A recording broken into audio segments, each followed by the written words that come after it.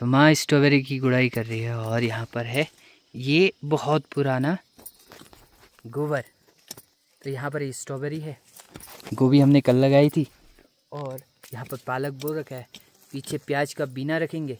तो इन सब के लिए ये वाली मिट्टी मुझे चाहिए थी, तो मैं अभी काफ़ी दूर से लेके आया हूँ और माँ अभी स्ट्रॉबेरी की गुड़ाई कर रही है।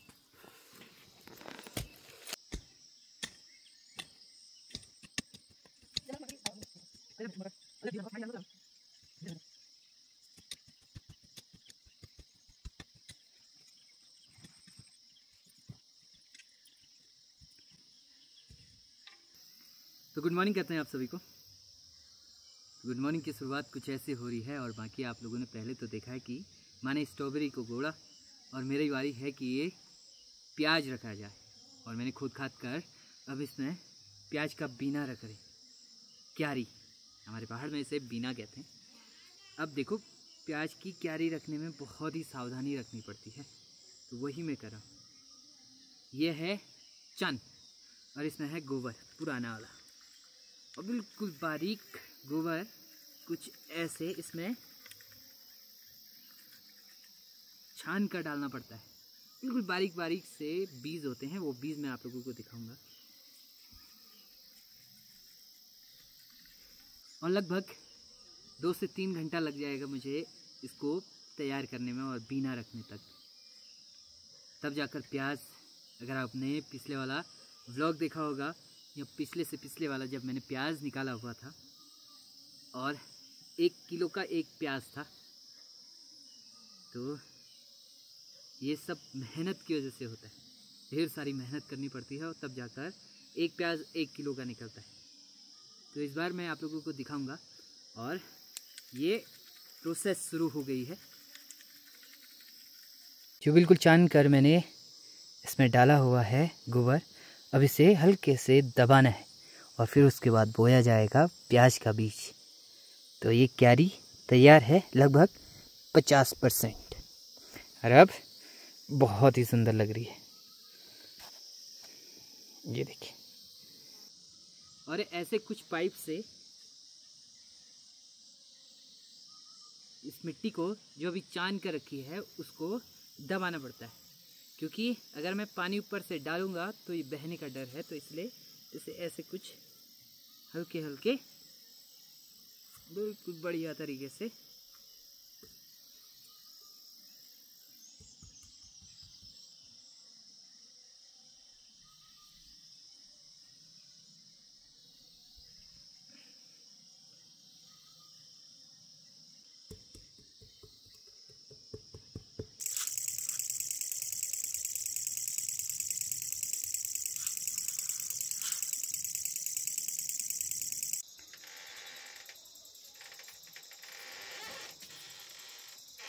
तो 3-4 दिन से लगातार हम ढेर सारी मेहनत कर रहे हैं, मेहनत खेतों में। और अगले सीज़न, अगली बार का जो अनाज होने वाला है, जो सब्जियां होने वाली है, वो मैं आप लोगों को दिखाऊंगा और साथ में जो कुछ हमने लगा रखा है वो मैं आप लोगों को डिटेल में बताऊंगा। बहुत ढेर सारी मेहनत लगी। अगर एक चीज़ काम कर रहे हैं तो उसमें लगभग 1 से 1.5 घंटा या 2 घंटा तो पूरा लग जा रहा है। जैसे कि आप लोगों ने मेरे को प्याज का बीना रखते हुए आगे देखा होगा, तो रखने के बाद भी आप लोगों को दिखाऊंगा। बाकी अभी मैंने थोड़ा सा पानी डाल रखा है अपने खेतों में, उसके बाद गजब का देखने को मिल रहा है। चलो लेके चलता हूँ। सबसे पहले आप लोगों को ये प्याज की क्यारी, इस क्यारी में मेरे को तो बहुत टाइम लगा, मतलब और खेतों से ज़्यादा। इसमें मैंने प्याज की क्यारी लगा रखी है, लगभग 3 घंटा मुझे इसको बनाने में और फिर बोने में लगा। ये तो यहाँ पर प्याज की क्यारी होगी। आगे चलते हैं तो यहाँ पर है पालक, हमारे वहाँ पाँव कहते हैं और पाँव इसमें लगा रखा है। तो ये छोटी सी एरिया में पाँव लगा रखा है। बाकी ये है फूल गोभी, साथ में लाई और इस वाले खाली इलाके में धनिया बो रखा है। और यहाँ पर तो इतना कुछ बो रखा है। इस छोटे से खेत में मैंने गोभी, लाई, धनिया और प्याज का बीना, साथ में पालक और स्ट्रॉबेरी तो आप लोगों को दिखाई नहीं मैंने। ये है स्ट्रॉबेरी, ये देखिए। और सर्दियों में गजब की स्ट्रॉबेरी लगती है, इतनी बड़ी बड़ी। वो मैं आप लोगों को अभी दिखाऊंगा जब ये हो जाएगी। और मैं इस खेत को छोड़ता हूँ और अगले वाले खेत में चलते हैं। और यहाँ पर लगा हुआ है मूली, साथ में इसमें थोड़ा लहसुन, और इस वाले खेत में मटर। अभी मैंने नल भी साइड नहीं कर रखा है, तो इसमें मटर लगा रखी है पूरे में, वो लास्ट तक। और जब मैं कल पानी डाला था तो मुझे एहसास हुआ कि हल्की हल्की मटर उगने लग गई है, उसमें जड़ डालने लग गया, वो फूटने लग गया। और यहाँ पर है ये इतने बड़े में धनिया, और वहाँ पर है मेथी, जो कि मैंने बहुत ही प्यार से बोई थी, और ये अब धीरे धीरे उगने लगी है। तो मेथी भी बाहर आने लगी है। मैं आप लोगों को एक बीज दिखाता हूँ। तो ये मेरी मेहनत है जो कि काम आने लगी। मैं बता रहा था जब मैं मेथी बो रहा था, और मैंने आप लोगों को बताया कि मेथी क्या होती है, चटकती है। और जितना मिट्टी में दबी थी, और बाकी जो नहीं दब पाई वो बाहर आ रही, तो चटक गई है मेथी। मेथी चटकने के बाद ये देखिए अंकुरित, ऊपर से ही अंकुरित होने लगी। तो हल्का और पानी डालता हूँ और आसपास से मिट्टी फिर से इसमें डालता हूँ, तो ये ठीक अपने रंग में आ जाएगी। तो कुछ टाइम के बाद हमें मेथी देखने को मिलेगी। सबसे पहले मेरे पास मेथी होने वाली मुझे लग रहा है।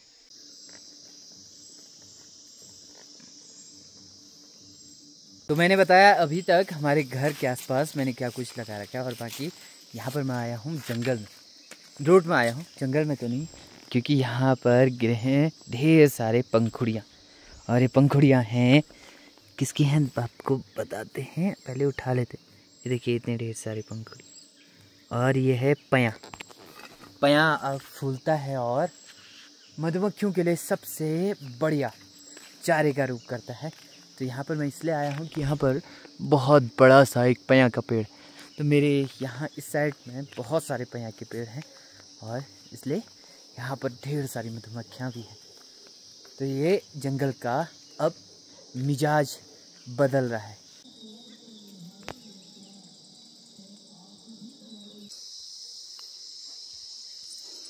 सारे काम निपटाने के बाद, थोड़ा बहुत स्नान लेने के बाद, अब पीछे मेरे पापा काम कर रहे हैं, और क्या काम कर रहे हैं वो तो मैं आप लोगों को शॉर्ट वीडियो के माध्यम से बताऊंगा। और मैं अभी ऊपर वाले घर से अपनी भैंसिया को लेके यहाँ पर ला रहा हूँ, तो उसके साथ साथ आप लोगों को दिख जाएगा कि पापा क्या काम कर रहे हैं पीछे। और आजकल मौसम ऐसा बन रखा है बहुत ही तगड़ा वाला, क्योंकि ऊपर वाली चोटियों में, बड़ी बड़ी चोटियों में बर्फ़ गिर रही है। और कुछ 2-3 दिन के बाद मैं ऊपर जाने वाला हूँ, तो मैं आप लोगों को दिखाऊंगा कि बर्फ़ कितनी ज़्यादा गिरी है, और क्या पता नीचे भी गिर सकती है। हमारे यहाँ तो नहीं, जहाँ मैं जाने वाला हूँ चोटियों पर, वहाँ बहुत तगड़ी वाली बर्फ़ गिरने वाली है। तो वहाँ मैं आप लोगों को लेके चलूँगा आज से 3 दिन के बाद। तो उसकी वजह से काफ़ी ठंडा भी हो रहा है। तो नवंबर की शुरुआत हो चुकी है। अपनी भैंसिया को नीचे लेके जा रहा हूँ, क्योंकि यहाँ पर अब नवंबर, दिसंबर और जनवरी के आसपास थोड़ी सी धूप की कमी रहती है, कम हो जाता है धूप। तो इसलिए इन सभी गायों को नीचे ले जाना पड़ता है, और वहाँ थोड़ी सी धूप, और फिर शाम को फिर यहीं घर पर आना पड़ेगा। तो अभी इनको खोलते हैं और लेके चलते हैं नीचे की। इसको ले जाने का तरीका यह है कि उसके बच्चे को पकड़ना है, और इस गाय के बच्चे को भी। दोनों बहुत ही शैतान हैं, छोटे छोटे हैं तो उछल कूद कर, देखो कहीं भी घुस जा रहे हैं। ये आया, ले ले। काफ़ी समय के बाद इसको खोलना हुआ, तो ये इधर उधर भाग रहा है, ये देखा। और माँ भी आ गई है, और साथ में इस वाली जगह पर हमने सुबह से काम किया। पापा ने 1 और ये 2, और वहाँ पर वो 3 ये बांधे हैं, और ये तीनों के लिए।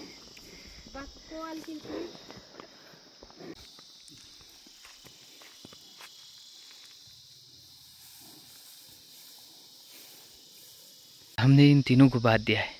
ये इतना बेशरम है कि ये सारी मिट्टी ज़मीन की खा दे रहा, तो इसलिए इसको अलग से बांधा, नया किल कैंट कर, और बच्ची और भैंस को।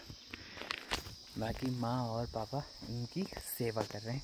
तो दोस्तों, वीडियो रेगुलर नहीं आने का कारण यह है कि यहाँ पर बहुत ज़्यादा नेटवर्क का इश्यू आता है, जिसको सॉर्ट आउट करने के लिए मैंने काफ़ी जगह बात भी की, कोई रिस्पांस भी नहीं मिला, और जियो फाइबर भी काम नहीं कर रहा है यहाँ, तो इसलिए वो भी नहीं लगाया मैंने। तो अभी मैं काफ़ी दूर आया हूँ, लगभग 1.5-2 किलोमीटर दूर अपनी वीडियो को अपलोड करने के लिए। एक शॉर्ट वीडियो आप जो देख रहे हैं उसको भी अपलोड करने के लिए 2 से 2.5 किलोमीटर मुझे चलना पड़ता है। तो मैं अभी यहाँ पर आया हूँ और यहाँ पर थोड़े से नेटवर्क का इशू ठीक रहता है। तो आज बस इतना ही, अगले दिन मिलते हैं कुछ खास वीडियो के साथ।